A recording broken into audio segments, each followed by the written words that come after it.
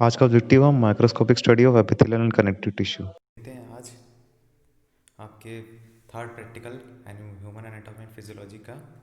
ठीक है, तो इसका टॉपिक है और ऑब्जेक्ट है हमारा हिस्टोलॉजिकल स्टडी और microscopic study of human tissues. ठीक है, तो हम लोग देखेंगे आज एपिथेलियल और कनेक्टिव टिश्यू के बारे में। उसकी माइक्रोस्कोपी में अपन उसको देखते हैं। ठीक है, अपने कंपाउंड माइक्रोस्कोप में उसको अपन देखेंगे, उसकी परमानेंट स्लाइड्स तो वो कैसी दिखती हैं। ठीक है, उसके अंदर के स्ट्रक्चर्स कैसे दिखते हैं। तो इसके लिए हम लोग को बेसिकली क्या क्या चाहिए रहेगा इस एक्सपेरिमेंट के लिए? Permanent slides. ठीक है, परमानेंट एपिथेलियल टिश्यू की स्लाइड बने रहती है। ठीक है, various types of epithelial tissue है, सिंपल एपिथेलियल टिश्यू है और स्ट्रेटिफाइड एपिथेलियल टिश्यू। तो इसका परमानेंट स्लाइड्स हमको चाहिए रहेगा। और जो दूसरा रिक्वायरमेंट है वो है माइक्रोस्कोप का। ठीक है, for study of the tissues, है ना। तो आज हम लोग देखेंगे एपिथेलियल और कनेक्टिव टिश्यू के बारे में। नेक्स्ट प्रैक्टिकल में हम लोग देखेंगे मस्कुलर और नर्वस टिश्यू का माइक्रोस्कोपी स्टडी। ठीक है, तो स्टार्ट करते हैं आज का प्रैक्टिकल। फर्स्ट अपना लर्निंग ऑब्जेक्टिव क्या होगा? ठीक है, after learning this practical students क्या क्या आप जान पाएंगे। ठीक है, तो distinguish the four basic tissue types, है ना। Epithelial tissue, connective tissue, nervous tissue and muscular tissue. ठीक है, देन सेकंड वो क्या करेंगे, ईजिली वो डायग्राम बना पाएंगे। ठीक है, उसके हिस्टोलॉजिकल फीचर्स के टिश्यू का, है ना। एंड हिस्टोलॉजी क्या होता है? It is the study of tissues, है ना। तो बेसिकली अब टिश्यू के बारे में हम थोड़ा देख लेते हैं क्या होता है। तो टिश्यू क्या होता है? It is the group of cells. ठीक है, group of cells which have a common origin, है ना। वो एक ही ओरिजिन से रहेगा। ठीक है, अगर वो सेल्स हमारे ग्रुप ऑफ सेल्स एक ओरिजिन से है, ओरिजिनेट हो रहे हैं और उसके जो फंक्शन सेम है उसके, तब हम लोग बोलेंगे कि वो टिश्यू है ना। तो definition says that the complex organisms as human are made of collections of cells working together in performing a specific function. The group of cells are called tissues, है ना। और टिश्यूज़ के स्टडी को क्या बोलते हैं? हिस्टोलॉजी। तो pharmacy and pharmacological perspective. तो histology slides are often used in laboratories to help students learn about the microstructures of human biological tissues. Permanent slides बने रहती है ऑलरेडी लैब में, तो उसको माइक्रोस्कोप में स्टडी करते हैं और एग्जामिन करते हैं कि क्या क्या उसके अंदर के स्ट्रक्चर्स, है ना, प्रेजेंट रहते हैं उस पर्टिकुलर टिश्यू में। फर्स्ट अपन देखते हैं एपिथेलियम और एपिथेलियल टिश्यूज़। तो एपिथेलियल सेल्स क्या होते हैं? Epithelium cells are single layered भी हो सकते हैं, ये मल्टी लेयर्ड हो सकते हैं। तो अगर मैं सिंगल लेयर्ड की बात करूँगा तो मैं किसकी बात करूँगा? सिंपल एपिथेलियम की, है ना। और अगर एक से ज़्यादा लेयर ऑफ सेल्स है तो क्या हो जाएगा? उस टाइप के एपिथेलियम को क्या बोलेंगे? स्ट्रेटिफाइड। एंड स्ट्रेटिफाइड मीन्स होता है लेयर। तो क्लासिफिकेशन ऑफ एपिथेलियम देखते हैं। ठीक है, और उससे पहले अपन जान लेते हैं और एपिथेलियल टिश्यू के क्या फंक्शंस होते हैं। ठीक है, ये मेरे क्या कहाँ कहाँ प्रेजेंट रहते हैं? हमारे बॉडी सरफेस में। ठीक है, बॉडी सरफेस में प्रेजेंट रहते हैं and it lines the cavities and surface of structures through out the body. ठीक है, आउटर सरफेस में रहते हैं। ठीक है, हमारे बॉडी सरफेस में जैसे कि स्किन हो गया, और कुछ कुछ बॉडी कैविटीज़ में भी रहते हैं, जैसे स्टमक में भी रहता है, यूरिनरी ब्लैडर में भी रहता है।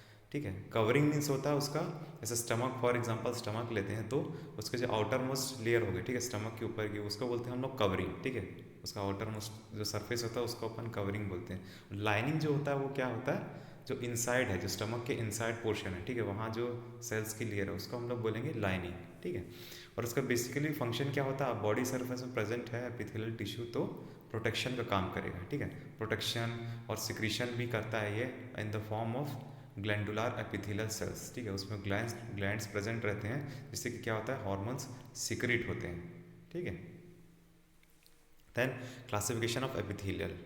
ठीक है, तो a based on the number of layers they are composed of, जैसे कि मैं आपको बता रहा था, सिंपल एपिथेलियम है तो क्या हो जाएगा? उसका सिंगल लेयर ऑफ सेल्स रहेंगी इसमें, है ना। और इसका फंक्शन क्या हो जाएगा? It is found in the places where absorption and filtration occur. जहाँ जहाँ फिल्ट्रेशन होता है, जैसे किडनी में प्रेजेंट रह सकता है। और absorption means skin major organ है जहाँ एब्जॉर्प्शन होता है। ठीक है, तो और एब्जॉर्प्शन वहाँ होता है, ठीक है, स्किन बॉडी सरफेस में। Then second is stratified epithelium. तो स्ट्रेटिफाइड एपिथेलियम का क्या हो जाएगा, इट हम लोग तब बोलेंगे जब सेल का मोर देन वन लेयर होगा, ठीक है, वन लेयर ऑफ सेल्स होगा, तब हम लोग बोलेंगे इसको stratified epithelium. Then second is based on the morphology of the cells, ठीक है। अब सेल्स के शेप के अकॉर्डिंग भी क्या है, इसको क्लासीफाई किया गया है, ठीक है, एपिथेलियल टिश्यू को। तो वो कैसे होता है, फर्स्ट हम लोग देखते हैं स्क्वैमस एपिथेलियम, ठीक है। तो स्क्वैमस मीन्स होता है फ्लैट, ठीक है, मतलब चपटे चपटे रहेंगे इस टाइप के सेल्स, ठीक है। तो आप माइक्रोस्कोपिक इमेज भी देख सकते हैं 4.1 कैसा है, ये जो मार्किंग किया हो गया है स्क्वैमस एपिथेलियम फ्लैटेंड न्यूक्लियाई, ठीक है। इसका न्यूक्लियाई क्या हो जाएगा, फ्लैट्स का होगा, ठीक है, और इसका शेप भी क्या होगा, इस टाइप के सेल्स का फ्लैट होगा, है ना।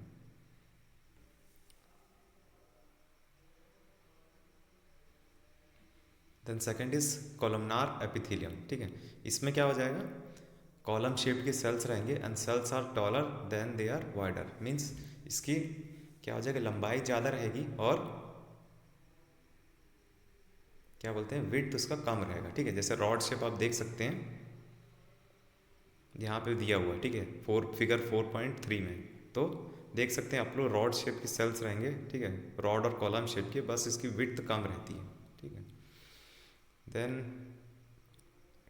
क्या है next, cuboidal epithelium. Cuboidal epithelium में क्या होता है, हाइट और विड्थ जो रहेगी सेल्स की अप्रॉक्सीमेटली सेम रहेगी, ठीक है। ये आप देख सकते हैं फिगर 4.2 में, इसमें कि क्या देख सकते हैं आप कि इसका जो विड्थ है और इसकी हाइट है इस टाइप के सेल्स की वो सेम रहती है, हाँ। तो ये इसका फीचर होता है और इसमें क्यूब शेप्ड के सेल्स रहते हैं, that we can differentiate from squamous epithelium and columnar epithelium. तो इसका कुछ और फीचर्स देख लेते हैं इन टाइप के एपिथेलियल सेल्स का। तो स्क्वामस एपिथेलियम में देखते हैं इसका क्या फीचर्स आता है। स्क्वामस मीन्स स्केल लाइक, है ना, स्केल लाइक इसका मीनिंग होता है, मीन्स फ्लैट जो रहते हैं सेल्स इसमें, ठीक है। और simple squamous epithelium is a single layer of flat scale shaped cells, है ना, फ्लैट शेप के सेल्स रहेंगे। और ये कहाँ प्रेजेंट रहते हैं, mainly it is present in kidney and alveoli in the lungs, ठीक है। Alveoli is the structural function unit of lungs through which we breathe, है ना। Then second is cuboidal epithelium, ठीक। तो क्यूबॉइडल एपिथेलियम क्या होता है, इसमें जो सेल्स रहती है वो क्यूब शेप की रहती है, ठीक है, क्यूब शेप की सेल्स रहती है और इसका हाइट और विड्थ दोनों सेम रहता है। और ये कहाँ लाइन करती है, हमारे स्मॉल डक्ट्स एंड ट्यूबुल्स में रहती है, ठीक है। डक्ट वही होता है, ट्यूब लाइक स्ट्रक्चर्स होता है ये, जिसके थ्रू क्या है हार्मोन पहुँचता है हमारे ब्लड में, ठीक है। It is the opening we can say that. And cuboidal epithelium भी आप देख सकते हैं फिगर में, फिगर 4.2 में इस टाइप का दिखता है। माइक्रोस्कोपिक अगर इसको स्लाइड रखेंगे तो हम क्यूबॉइडल एपिथेलियम को डिफ्रेंशिएट कर सकते हैं अदर टाइप के एपिथेलियल सेल से। Then next is columnar epithelium, ठीक है। तो कोलमनार एपिथेलियम क्या होता है, इसमें single layer of tall columnar cells रहते हैं, ठीक है, टॉल कोलमनार सेल्स रहते हैं। आप फिगर 4.3 में देख सकते हैं, उसकी हम परमानेंट स्लाइड रखते हैं कोलमनार एपिथेलियम की, तो क्या होता है, इस टाइप का कॉलम शेप्ड सेल्स दिखते हैं इसमें, है ना। और क्या होता है, इसकी विड्थ भी कम होती रहती है। और ये कहाँ प्रेजेंट रहता है, it lines the stomach and uterine cervix. तो स्टमक के अंदर जो है लेयर ऑफ सेल्स वो कहाँ रहती है, किसकी रहती है, कोलमनार एपिथेलियम की, ठीक है। और यूट्रस में भी प्रेजेंट रहता है, यूट्रस और सर्विक्स में, है ना।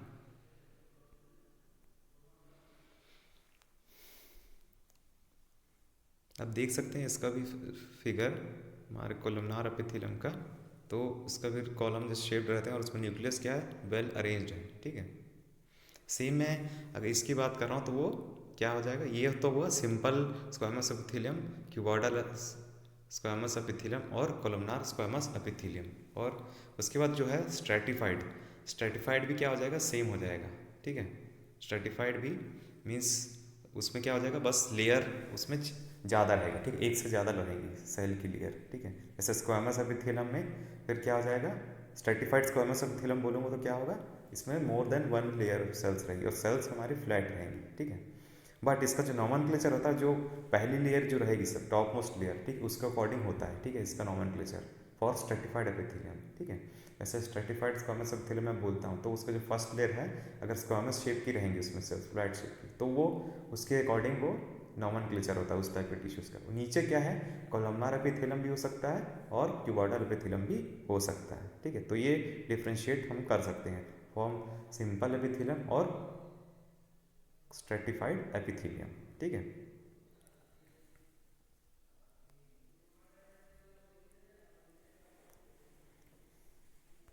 स्क्वामस एपिथेलियम का क्या है, ये फिगर 4.1 में हम देख सकते हैं इस टाइप का इसका अरेंजमेंट रहता है, फ्लैट शेप सेल्स रहते हैं इसमें, ठीक है।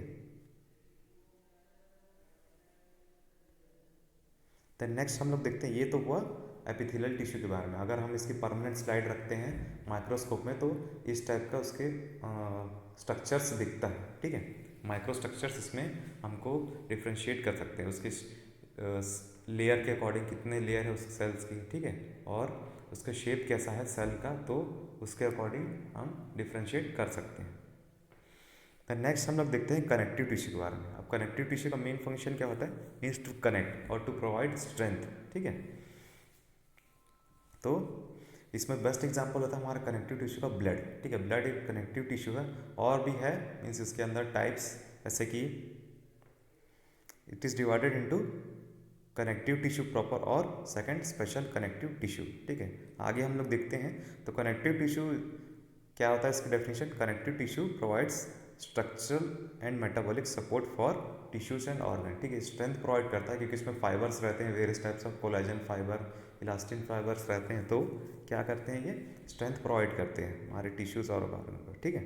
और the connective tissue proper is further divided into two types, first is loose connective tissue, then second is dense connective tissue, ठीक है। तो the connective tissue proper consist of loose connective tissue and dense connective tissue, ठीक है। और further जो special connective tissue में क्या आ जाते हैं, हमारे बोन, कार्टिलेज, ठीक है, ब्लड आ जाता है, देन एडिपोज टिश्यू जिसकी फैट सेल्स बोलते हैं, और रेटिकुलर कनेक्टिव टिश्यू आ जाते हैं, ठीक है।